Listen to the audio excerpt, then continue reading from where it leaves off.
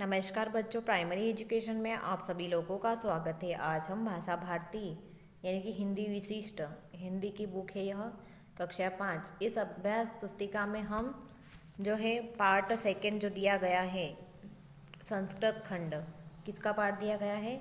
संस्कृत खंड का। इस संस्कृत खंड के आज हम अनुक्रमाणिका देख लेते हैं। अनुक्रमाणिका में जो दिया गया है, प्रथम खंड तो हमारा कंप्लीट हो गया था। द्वितीय जो खंड था संख्या ज्ञानम, इस पाठ के अभ्यास प्रश्नों को आज हम हल करेंगे। इसमें द्वितीय खंड दिया गया है संख्या ज्ञानम।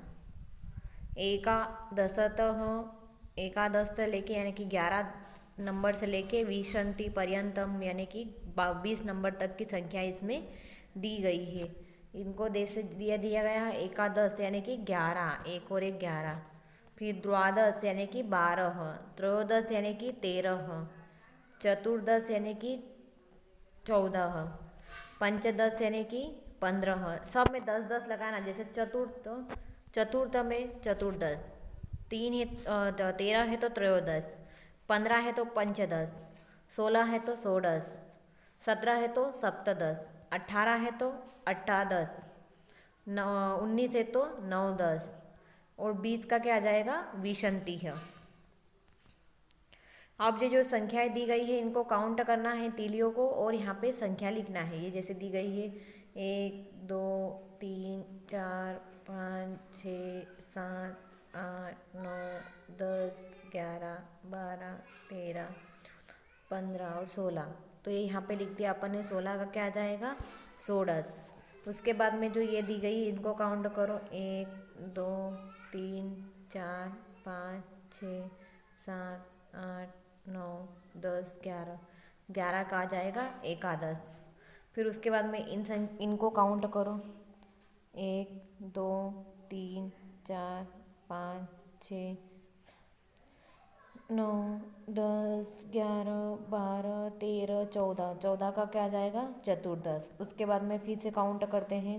1 2 3 4 5 6 7 8 9 10 11 12 13 14 15 16। तो 16 का आ जाएगा षोडश।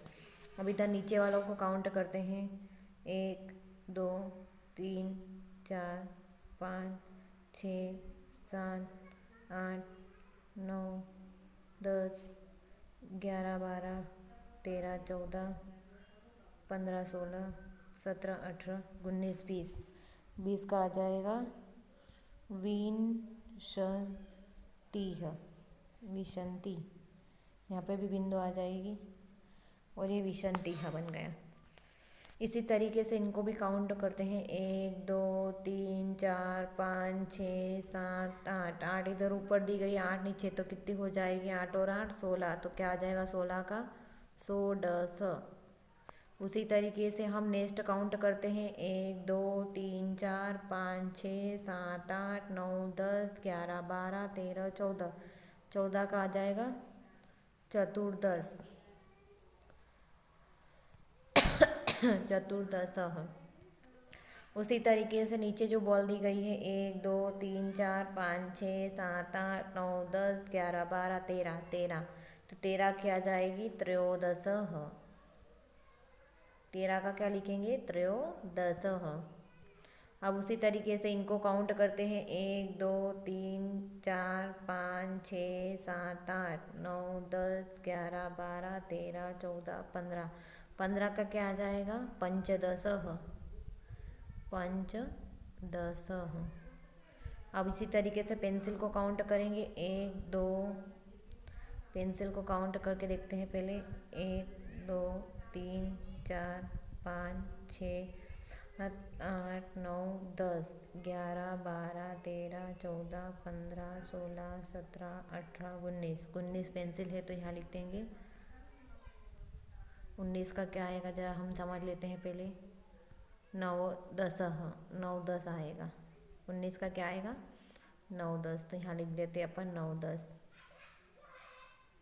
9 10। अब इनके पूर्व की संख्या लिखना है और बाद की लिखना है। त्रयोदश लिखा, त्रयोदश के पहले आ जाएगा द्वादश और बाद में आएगा चतुर्दश। पंचदश है तो पंचदश के पहले क्या आ जाएगा, चतुर्दश और बाद में आ जाएगा षोडश। अष्टादश दिया गया है तो अष्टादश के पहले आ जाएगा सप्तदश और बाद में आ जाएगा नवदश। अब उसी तरीके से हम यह समझ लेते हैं शिक्षक वासराह, वासराह मतलब होता है वार, वार को बारे में बता रहा है। तो शिक्षक आद्य क वासरह, कितने वार होते हैं। आद्य यानी कि आज, आज क्या वार है, कह यानी कि क्या और वासराह यानी कि वार क्या है। तो फिर उसके बाद में जो विभु है, एक बच्चे का नाम है, वो बता रहा है कि अद्य सोमवासरः, अद्य यानी कि आज, सोमवासर यानी कि सोमवार है। क्या है, आज सोमवार है। फिर शिक्षक कब पूछता है सवाल, क्या पूछता है, सप्ताहे कति वासराः, सप्ताह में कितने दिन होते हैं, कितने वार होते हैं। तो सप्ताह कति यानी कि कितने, वासरा यानी कि वार होते हैं। तो फिर विशाला बता रही है कि सप्ताहे सप्तवासराः, मतलब कि 7 वार होते हैं। सप्ताह में कितने वार होते हैं, 7। तो शिक्षक पूछ रहा है वासराणाम नामानि, वासराणाम यानी कि वारों के नाम क्या क्या है। तो फिर बचाना है रविवारस्रः, सोमवासरः, मंगलवासरः, बुधवासरः, गुरुवासरः, शुक्रवासरः, शनिवासरः। उसके बाद में हर्ष यानी कि पहले, अद्य यानी कि आज, श्व यानी कि कल, कल क्या था तो उसके लिए आएगा है, कल क्या होगा तो उसके लिए आएगा स्वः। अद्य यानी कि आज क्या है। तो अब यहाँ पे दिया गया है आज बुधवार है और बुधवार से जो एक दिन पहले आएगा वो क्या आ जाएगा, मंगलवासरः, और एक दिन बाद क्या आ जाएगा, गुरुवासरः। अद्य यानी कि आज, हाँ यानी कि बीता हुआ कल, स्वः यानी कि आने वाला कल, और सप्ताह यानी कि सप्ताह में, कति यानी कि कितने, वासराणाम यानी कि दिनों के आएगा, है ना। वासराणाम मतलब क्या होता है, दिनों के। नमानि यानी कि नाम, दिनों के नाम बताया था। सॉरी, मैंने जरा वो कन्फ्यूजन के कारण वार बता दिया था, वार नहीं आएगा, वासराणाम यानी कि दिन आएंगे ना। अद्य यानी कि आज, है यानी कि बीता हुआ कल, और श्व यानी कि आने वाला कल। तो आज गुरुवार है तो गुरुवार के पहले क्या था, तो बुधवासरः, उसके बाद क्या आएगा, तो शुक्रवासरः। आज है सोमवासरः तो सोमवार के पहले आ जाएगा रविवासरः, और रविवासर के बाद आ जाएगा सोमवासर के बाद में आ जाएगा मंगलवासरः। फिर यहाँ दिया गया है शनिवासरः, शनिवासर के पहले आ जाएगा शुक्रवासरः, और शनिवासर के बाद आ जाएगा रविवासरः। फिर शनिवासरः दिया गया, शनिवासर के बाद आ जाएगा रविवासरः है, रविवासरः के बाद आ जाएगा सोमवासरः। फिर बुधवासरः, बुधवासरः, गुरुवासरः और शुक्रवासरः। अब रिक्त स्थानेषु क्रमानुसार वासराणामानि लिखतः। अब जैसे यहाँ पे दिया गया है रविवासरः, रविवासर के बाद सोमवासरः, मंगलवासरः, बुधवासरः, गुरुवासरः, शुक्रवासरः, शनिवासरः और आ गया रविवासरः। अब उसके बाद में है मासाः। अब शिक्षक पूछ रहा है कि शिक्षक वर्षे कति मासाः, वर्ष में कितने माह होते हैं। भावना, वर्षे द्वादश मासः, वर्ष में 12 माह होते हैं। शिक्षक मासानां नमामि, कौन से मास है, चैत्रः, वैशाखः, ज्येष्ठः, आषाढ़ः, श्रावणः, भाद्रपदः, अश्विनः, कार्तिकः, मार्गशीरः, पौषः, माघः और फागुनः। शब्दार्थ, वर्ष यानी कि वर्ष में, मासना नाम यानी कि महीनों में। अब ये दिए गए हैं रिक्त स्थानीय पूर्ति नाम करना है। तो ये वे और खा दिया गया है तो बीच में क्या आ जाएगा, शा। माघ शीर्ष, अश्विनः, भाद्रपदः, कार्तिकः। उदाहरण अनुसार रिक्त स्थानम पूर्यति, वर्तमान यानी कि आज का महीना, पूर्वमास यानी कि पहले का महीना, और आगामी यानी कि आने वाला महीना। तो वैशाख के पहले क्या आता है, चैत्र, और चैत्र के बाद क्या आ जाएगा, ज्येष्ठ।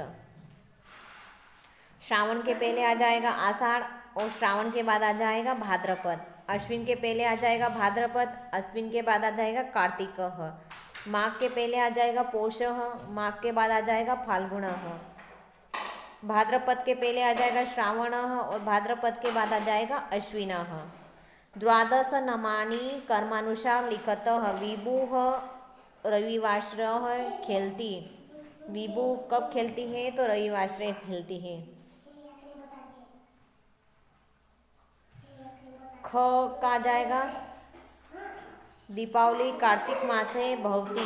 दीपावली कब होती है? कार्तिक माह में होती है। ग का आ जाएगा छात्रः विद्यालये पठति। छात्रा कहाँ पढ़ती है? विद्यालय में पढ़ती है।